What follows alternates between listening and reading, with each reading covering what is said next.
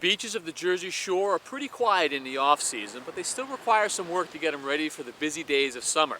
And this year, they need a lot more work than usual because of Hurricane Sandy. Check out these sandcastles.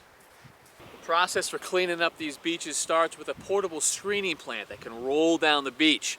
They lift all the dirty sand with an excavator into the hopper, and then it screens it and sorts it. Out one side, you get pristine Jersey sand, and out the other side, you get this, all of the debris.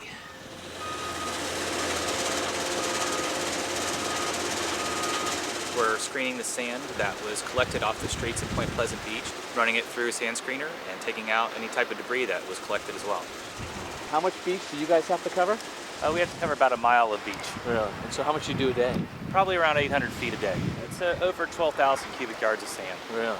The process is what? Excavator into screening plant? Yep, the excavator there is loading the sand into the sand screener. Sand screener's taking the debris out, placing it into one pile, and sand comes out clean on the other side.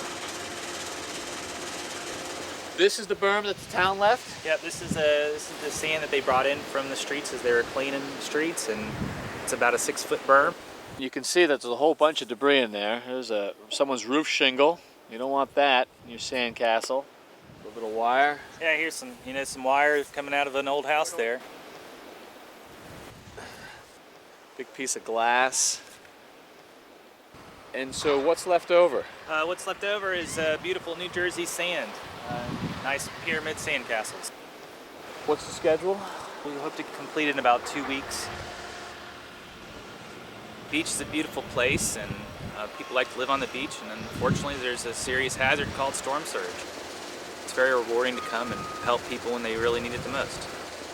That's what I do for a living.